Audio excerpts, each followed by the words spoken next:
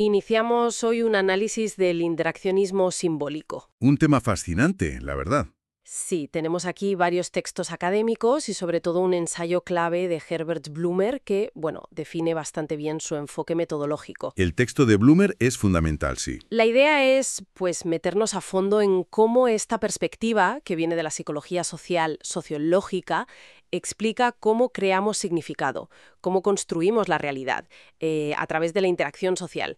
Es un poco la contrapartida de enfoques más centrados en lo individual, ¿no? Exacto. Pone el foco en lo social para entender lo individual. Vale, pues vamos a ello. ¿Por dónde empezamos? ¿Orígenes, quizá? Sí, perfecto.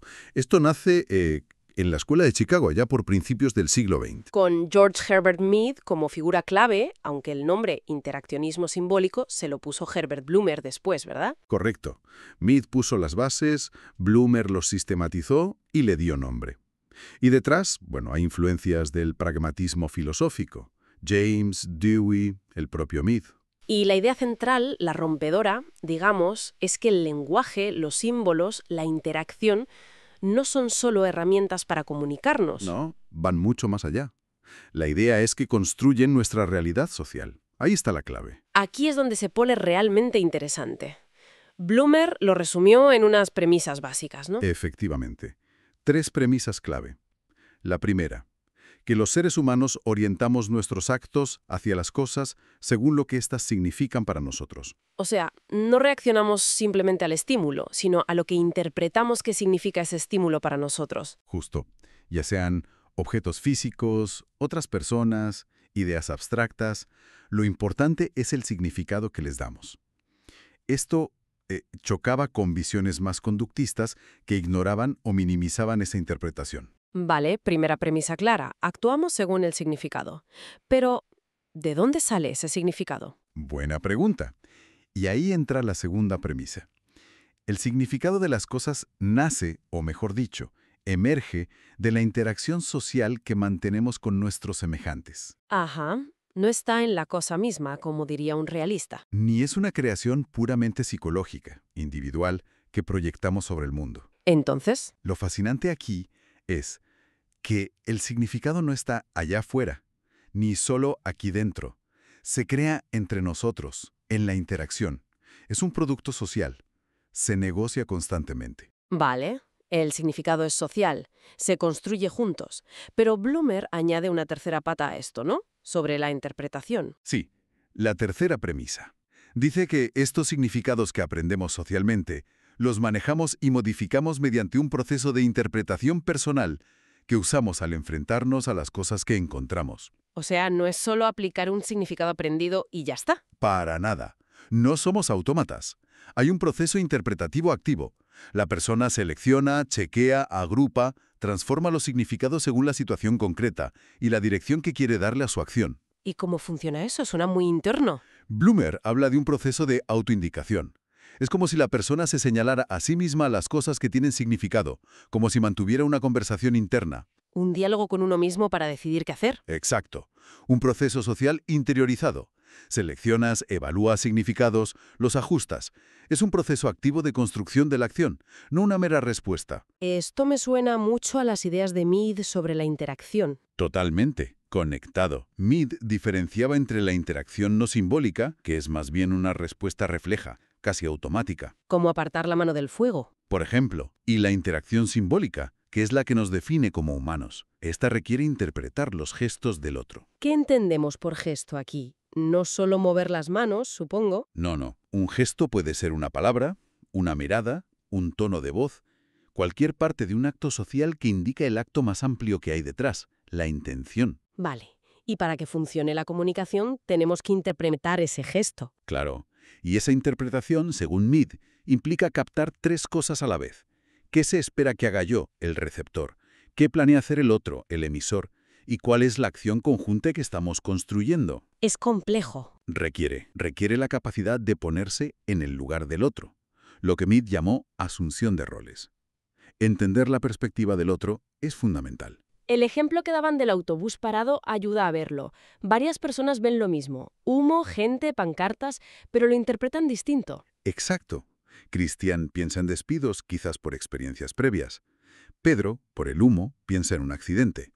Juana, al ver el color violeta en las pancartas, lo conecta con el feminismo y piensa en una manifestación. Mismos estímulos, diferentes significados previos. Y lo interesante es cómo cambia la interpretación de Pedro cuando habla con Juana. Ahí se ve el proceso en acción. La interacción social, la conversación, le da a Pedro nueva información, nuevos símbolos, el violeta asociado al 8M, y él activamente reinterpreta la situación. Construye un nuevo significado socialmente. No es solo recibir datos, es participar en esa construcción. Fundamental. El individuo es activo en la interpretación y construcción de significado. Y si la realidad y el significado se construyen así en la interacción, ¿qué pasa con nuestra propia identidad, con la idea de quiénes somos, el self? Pues que también se construye así. Para el interaccionismo, el self no es algo que tengamos dentro desde el principio, sino que emerge y se desarrolla a través de la interacción social. O sea que nuestra identidad depende de cómo nos ven los demás. En gran medida, sí. De cómo interpretamos que nos ven los demás, a través de la comunicación simbólica. Es una visión muy social de la identidad, siempre en proceso, siempre negociándose. Mi usaba conceptos como otros significativos y otro generalizado, y la diferencia entre el mí y el yo. A ver, ¿puedes aclarar eso un poco? A veces me lío con el mí y el yo. Claro. Los otros significativos son esas personas cercanas e importantes, sobre todo al principio de nuestra vida. Padres, amigos, cuyas actitudes y expectativas internalizamos. Vale. El otro generalizado es más abstracto. Representa las normas, valores y actitudes de la comunidad o la sociedad en la que vivimos. Es como la voz de la sociedad dentro de nosotros. Entendido. ¿Y el mí y el yo? El mí es la parte del self que refleja esas actitudes internalizadas de los otros, tanto significativos como generalizados. Es la parte más social, la que nos conforma a las expectativas. Digamos, es lo que la sociedad ha hecho de nosotros. La parte predecible, por así decirlo. Algo así. Mientras que el yo es la respuesta del individuo a esas actitudes sociales internalizadas y a la situación concreta. Es la parte más espontánea, creativa, impredecible del self. El yo actúa sobre el mí. Ah, vale. Como Pedro en el ejemplo. Tiene sus ideas previas, parte del mí, pero su yo le impulsa a preguntar, a dudar, a formar una nueva opinión. Exactamente. El yo permite la agencia, el cambio, la individualidad dentro de ese marco social que representa el mí. Y sobre esta base tan potente, luego vinieron otros desarrollos, ¿no? Mencionabas a Goffman. Sí, claro. El interaccionismo no se quedó ahí. Surgieron distintas corrientes. La escuela de Iowa, por ejemplo, intentó hacerlo más cuantificable, buscando predecir la conducta. Stryker habló de un interaccionismo simbólico estructural, conectando la identidad con la posición en la estructura social, clase, género, ¿Y Goffman? y Erving Goffman, con su enfoque dramatúrgico, que es fascinante. Veía la interacción social como una representación teatral. Todos somos actores en un escenario gestionando la impresión que causamos usando fachadas. Como el ejemplo del inspector que se pone el chaleco para parecer más autoridad. Justo. Es una metáfora muy potente sobre cómo construimos y presentamos nuestro self, socialmente. Entonces, resumiendo mucho, vivimos en un mundo de significados que hemos creado juntos. Eso es, un mundo de objetos, en el sentido amplio de Blumer, cuyo significado no es inherente, sino construido socialmente. Y nosotros somos seres activos que interpretamos ese mundo constantemente. Mediante ese diálogo interno y la interacción con otros. Exacto. Y así construimos nuestra acción, incluso las acciones conjuntas más complejas, como un matrimonio, una empresa, una propuesta. Siempre hay un proceso interpretativo detrás, aunque a veces esté muy rutinizada. Entonces, ¿qué significa todo esto? ¿Por qué nos debería importar entender el interaccionismo simbólico hoy en día? Pues mira, su relevancia es enorme, yo creo. Nos da herramientas cruciales para entender mejor la comunicación humana, cómo percibimos a los demás y a nosotros mismos, cómo se forman y cambian las identidades. Y también fenómenos más amplios, ¿no? Claro, cómo surgen movimientos sociales, cómo funcionan las organizaciones, cómo negociamos la realidad de nuestro día a día, desde lo más pequeño a lo más grande. Ayuda a ver lo social en lo individual y viceversa. Interesante.